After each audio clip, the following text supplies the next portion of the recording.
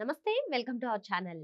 పలు రోజులుగా కూడా రాష్ట్రంలో సంచలనం సృష్టిస్తున్నటువంటి అంశం నెల్లూరు లేడీ డాన్ గా పేరొందినటువంటి అరుణ అంశం. మరి ఈమె ఫోన్ లో కొంత కీలక సమాచారం ఉందని దీంతోటి ప్రజాప్రతినిధులందరూ భయపడుతున్నారని చెప్పి పోలీసులు అయితే చెప్తున్నారు. మొత్తానికి ఆమె ఫోన్ లో ఎటువంటి కీలక అంశాలన్నా కీలక డేటా అన్నా లభించిందా, దీంతో ఎవరికి అంత భయం పట్టుకుంది, ఇటువంటి అంశాలన్నీ కూడా చర్చించడానికి మనతో పాటుగా ఉన్నారు సీనియర్ పొలిటికల్ అనలిస్ట్ అంకమరావు గారు. నమస్తే సార్. నమస్తే. ఆంధ్రప్రదేశ్ లో గత కొన్ని రోజులుగా కూడా ఈ నెల్లూరు లేడీ డాన్ గా పేరొందినటువంటి అరుణ విషయం సంచలనం రేకెత్తిస్తుందని చెప్పుకోవచ్చు సార్. మరి ఆమె ఏడైనటువంటి శ్రీకాంత్ పెరోల్ విషయంలో కూడా రాష్ట్రంలో పెను సంచలనంగా మారిన సంగతి మనకి తెలిసిందే. మరి ఇప్పుడు ఆమె ఫోన్ లో కీలక సమాచారం దొరికిందని దీంతో ప్రజాప్రతినిధులందరూ కూడా భయపడుతున్నారని, మరి ముఖ్యంగా వైసీపీ హయాంలో పనిచేసినటువంటి అధికారులు కూడా ఇందులో ఇన్వాల్వ్ అయి ఉన్నారు. వాళ్ళకి ఇది పెను సవాల్గా మారుతుందని చెప్పి అయితే పలు కథనాలు వస్తున్నాయి సార్. ఏంటి ఈ అరుణ అంశం ఏంటి, ఆమె ఫోన్ లో ఇటువంటి కీలక డేటా లభించడం ఏంటి, ఏమంటారు? అరుణ అనే వ్యక్తి సహజంగానే చాలా మందితోటి సాన్నిహిత్యం ఉంది ఆమెకి. అది ఏ రకం అనేది ఆమె వ్యక్తిగత విషయం.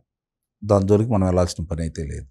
ఎందుకంటే కాకపోతే ఇప్పుడు ఎందుకు మనం చర్చించుకుంటున్నాము అంటే, ఈరోజు అది రాజకీయ రంగు పులుముకుంది, అలాగే అధికారుల పాత్ర దీంట్లో స్పష్టంగా కనపడుతుంది, ప్రజాప్రతినిధుల పాత్ర కూడా స్పష్టంగా కనపడుతుంది. అందులో ఎలాంటి సందేహం కూడా ఏం లేదు.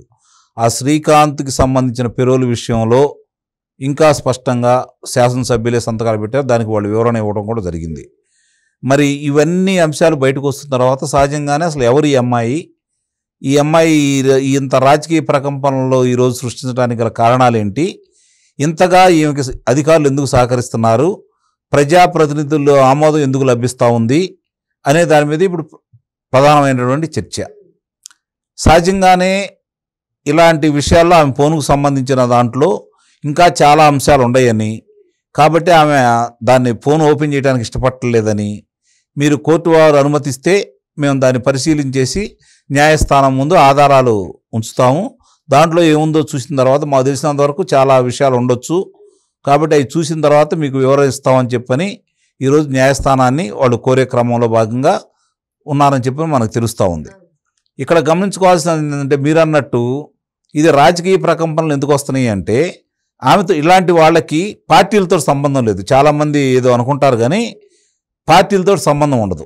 అంటే అప్పుడు అధికారంలో ఆమె ఆ వైఎస్ఆర్సీపీ పార్టీ ఉంది, ఆమె దానికి దిశకు సంబంధించింది ఏదో చేసింది కాబట్టి ఆమెకి దాంట్లో సంబంధాలు ఉన్నాయని చెప్పి అనుకుంటున్నారు. కానీ ఇలాంటి వాళ్ళకి రాజకీయంలో అధికారులు సహకరించినంత వరకు ఎవరు అధికారంలో ఉంటే వాళ్లే సన్నిహితులు. అర్థమైందండి? ఎవరు అధికారంలో ఉంటే వాళ్లే సన్నిహితులుగా ఉంటారు. ఎందుకంటే వాళ్ళ అవసరాలు ఆ అమ్మాయి అవసరాలు వాళ్ళు తీరుస్తూ ఉంటారు, వాళ్ళ అవసరాలు ఆ అమ్మాయి తీరుస్తూ ఉంటుంది. కాబట్టి ఇద్దరికీ అవినాభావ సంబంధం ఉంటుంది. అధికారులు అయితే ప్రభుత్వాలు మారుతాయి కానీ అధికారులు మారరు కదా. అప్పుడేం చేస్తారు, వాళ్ళ పనులు ఏదన్నా కావాలి అంటే అధికారంలో ఉన్న వాళ్ళకి ఈ అధికారులే రికమెండ్ చేస్తారు, ఇదిగో ఫలానా వాళ్ళు వస్తున్నారని మీరు చేసి పెట్టండి, లేకపోతే వీళ్ళే చెబుతారు ఫలానా వాళ్ళ దగ్గరికి వెళ్ళండి వాళ్ళు పని చేసి పెడతారు అని చెప్పని. ఇందుట్లో ఈమె చేయి తిరిగిన వ్యక్తి కాబట్టి సహజంగానే వాళ్ళ దగ్గరికి వెళ్తూ వాళ్ళ దగ్గర పనులు చేయించుకుంటా ఉంది. వెళ్ళినప్పుడల్లా వీడియోలు ఫోటోలు తీసుకునే క్రమంలో భాగంగా ఆమె చిత్రీకరిస్తున్నటువంటి వీడియోలో ఏవి అంశాలు బయటకు వస్తాయో, ఎవరి భాగోతాలు బయటకు వస్తాయో అని చెప్పనే భయం అనేది ఈరోజు అధికారుల్లోనూ ప్రజాప్రతినిధుల్లో అయితే నిస్సందేహంగా ఉంది. అందుట్లో ఎలాంటి సందేహం కూడా ఏం లేదు. ఇక్కడ గమనించుకోవాల్సిన అంశం ఏంటంటే, ఇట్లాంటి విషయాలు చాలా వచ్చిన సందర్భాల్లో అధికారంలో ఉండేవాళ్ళు కావచ్చు, లేకపోతే ప్రతిపక్షంలో ఉండేవాళ్ళు కావచ్చు, దాంట్లో వాళ్ళ ప్రమేయం ఉంటే వీలైనంత వరకు ఇవి బయటికి రాకుండానే చూసుకోవడానికి ప్రయత్నం చేస్తారు. ఎందుకంటే అధికారుల పాత్ర ఉంటుంది కాబట్టి, ప్రజాప్రతినిధుల పాత్ర ఉంటుంది కాబట్టి, అవి బయటకు వస్తే వాళ్ళు అల్లరవుతారు కాబట్టి, రాజకీయ నాయకులైతే వాళ్ళ రాజకీయ జీవితానికి ఇబ్బందికరంగా ఉంటుంది. కొంతమందిని పార్టీ సస్పెండ్ చేయొచ్చు, లేకపోతే శాసనసభ్యుడిగా ఉంటేనో లోక్సభ సభ్యుడిగానే ఉంటేనో ఆయన అర్హత వేటేయచ్చు. కాబట్టి ఇవన్నీ దృష్టిలో పెట్టుకొని ఏదన్నా అవకాశం ఉంటే దాన్ని బయటికి రానియకుండానే ఉంచడానికి మాత్రమే వాళ్ళు ప్రయత్నం చేస్తారు. అది బహిర్గతం అయితే వాళ్ళ జీవితాలకు ఇబ్బంది కాబట్టి వాళ్ళకున్నటువంటి రాజకీయ ల్యాబీల్ని మెయింటైన్ చేసుకొని, వాళ్ళకున్నటువంటి అధికారాన్ని అడ్డం పెట్టుకొని వాటిని దాదాపు బయటికి రానియకుండా చేస్తారని అయితే నేను భావిస్తున్నా. ఇప్పటి వరకు గతంలో చాలా చూసాం, ఇట్లాంటివన్నీ కూడా చాలా ఉదంతాలు చూసాం. కానీ ఏది కూడా ఇంతవరకు శిక్షలు పడ్డ దాఖలాలు చాలా తక్కువ.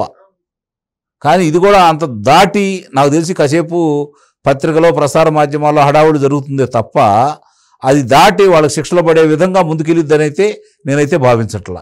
కాబట్టి అంటే రాజకీయంలో నాయకులు కొట్లాడుకున్నట్టు మాట్లాడుకుంటారు, తిట్టుకుంటారు, కొట్లాడినట్టు భావిస్తారు. అవసరమైతే కార్యకర్తలు మీరు వెళ్ళి కొట్టరని అంటారు, వాళ్ళు కార్యకర్తలు వీళ్ళు కొడతా ఉంటారు, కేసులు పెడతా ఉంటారు. ఎందుకంటే వీళ్ళు బలంగా వాళ్ళు ఎమ్మటుంటారు కాబట్టి. కానీ అంతిమంగా వచ్చేతలకి వాళ్ళందరూ ఒకటే, ఇది గమనించుకోవాలి. అధికారులు అయితే అందరూ ఒకటే. కాకపోతే అధికారం ఉన్న పార్టీ కొంతమంది కొమ్ము కాస్తారు, కొంతమంది నిజాయితీగా పనిచేయాలనుకుంటారు. నిజాయితీగా పనిచేసే వాళ్ళకి ఎవరికి ఇలాంటి ఇబ్బందులు ఉండవు. ఎవరైతే కొమ్ము కాయాలనుకుంటారో వాళ్ళకి పనులు జరుగుతాయి, పదోన్నతి ఉంటుంది వాళ్ళకి. ఆ క్రమంలో ఉన్నటువంటి అధికారులు వీళ్ళకి ఎందుకు సహకరిస్తారు? ఇప్పుడు వాళ్ళ భాగవతాలన్నీ బయటకు వస్తాయి కదా. రెండోది, అధికారులు భాగవతాలు బయటకు వస్తే చాలా ప్రతినిధుల భాగవతాలు కూడా బయటకు వస్తాయి. కాబట్టి ఇలాంటివన్నీ చాలా వరకు నాకు తెలిసినంత వరకు అది తీవ్రంగా పరిగణిస్తే తప్ప, ప్రభుత్వం తీవ్రంగా స్పందిస్తే తప్ప విచారణ అనేది న్యాయబద్ధంగా జరిగిద్దని అయితే నేనైతే భావించట్లేదు. సార్ ఇక్కడ ఇంకో అంశం సార్, మీరు అన్నట్టుగా ఒక పార్టీ అధికారంలో ఉంటే దాన్ని 5 ఏళ్ళు మళ్ళీ అధికారంలోకి వస్తుందా లేదా అనేది డౌటే సార్. కానీ అధికారులు అంటే వాళ్ళ జీవితం మొత్తం రిటైర్ అయ్యే వరకు కూడా అధికారులు పనిచేయాలి.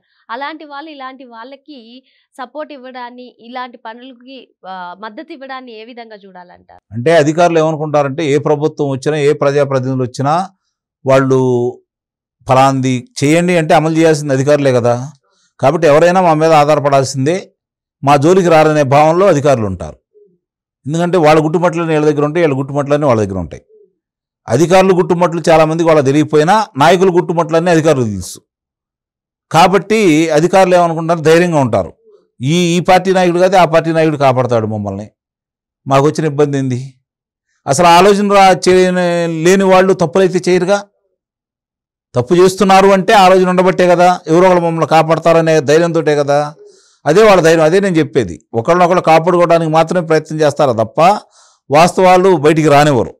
ఇప్పుడు ఒక అంశాన్ని బయటకు వస్తుంది, కుంభకోణాలు బయటకు వస్తున్నాయి, దాని మీద విచారణ జరుగుతూ ఉంది. మరి ఎవరైతే ఫలానా వాళ్ళు దోషులని భావించి ప్రభుత్వం విచారణ చేస్తుందో ఆ దోషులకు సమాచారం ఎట్లా వెళ్తుంది? ఈ అధికారుల ద్వారానే వెళ్తుంది, లేదా ప్రజాప్రతినిధుల ద్వారానే కదా వెళ్తుంది. అంటే అలాంటి వాళ్ళు ఉంటారు, ఇలాంటి వాళ్ళు ఉంటారు. కాదు ఇప్పుడు దౌర్భాగ్యం ఏంటంటే ఎక్కువ మంది అలాంటి వాళ్ళు ఉన్నారనే భావన కలుగుతుంది. మరి అది ఎంతవరకు ముందుకు తీసుకెళ్తారనే దాని మీద మాత్రమే ఇప్పుడు ధర్మ సందేహం అయితే ఉంది. మరి దీన్ని ఏ స్థాయికి తీసుకెళ్తారో చూడాలి. ఓటు మాత్రం అనేది నిజం, రాజకీయాలు ఇవన్నీ సహజం, ఇలాంటి వాళ్ళు సహజం. అలాంటి వాళ్ళకే పనులు ఎక్కువ జరుగుతాయి మామూలు వాళ్ళకంటే కూడా. కాబట్టి వాళ్ళు అన్నిటికీ అవతరాలకు ఏం కావాలో వాళ్ళు చూసి పెడతా ఉంటారు, వీళ్ళకి ఏం పనులు ఉన్నాయో వాళ్ళు చేసి పెడతా ఉంటారు. ఇక్కడ ఇంకో అంశం సార్, మీరు అన్నట్టుగా లిక్కర్ స్కామ్ వెలుగులోకి వస్తుంది, రేపో మాపో జగన్మోహన్ రెడ్డి కూడా అరెస్ట్ అవుతారు అంటున్నారు. ఈ నేపథ్యంలో దీన్ని కావాలనే తెరపైకి తీసుకొచ్చారు. ఆమెకి ఈ నేర చరిత్ర 2019 నుంచి 2024 వరకు కూడా ఎక్కువగా ఉందనే విషయాలు కూడా బయటకు వస్తున్నాయి సార్. కానీ ఈ లిక్కర్ స్కామ్ ని డైవర్ట్ చేయడం కోసమే దీన్ని తెరపైకి తీసుకొచ్చారని చెప్పి కొందరు విశ్లేషిస్తున్నారు. మీరేమని? ఎవరేం చేసినా లిక్కర్ స్కామ్ సంబంధించి వేగవంతంగా విచారణ అయితే జరుగుతోంది. దోషులను గుర్తిస్తున్నారు, ఆధారాలు సేకరించారు. విచారణ తెలిసినంత వరకు విచారణ అయితే పూర్తయిపోయింది. ఏదో కొంచెం ఇప్పుడు న్యాయస్థానాల ముందు కొన్ని సాక్ష్యాధారాలు పెట్టాలి కాబట్టి జరుగుతున్నదే తప్ప నాకు తెలిసినంత వరకు విచారణ పూర్తయిపోయింది. దోషులు ఎవరో తేలిపోయారు, ఆధారాలు కూడా వాళ్ళ దగ్గర ఉన్నాయి. త్వరలోనే అంతిమ లబ్ధిదారుని కూడా అదుపులో తీసుకుంటారని అయితే నేను భావిస్తున్నా. దీనికి సంబంధం అంటే ఈ అంశం బయటకు వచ్చింది కాబట్టి, అతనికి పెరోల్ అంశం బయటకు వచ్చింది కాబట్టి, అది ప్రభుత్వానికి ప్రజాప్రతినిధులకి ఇబ్బంది కాబట్టి ఇది చర్చనీయాంశం అయింది. లేదంటే దీని గురించి పెద్దగా పట్టించుకునే వాళ్ళు ఉండేవాళ్ళు కాదు. మరో అంశంతో మళ్ళీ కలుద్దాం. Thank you sir.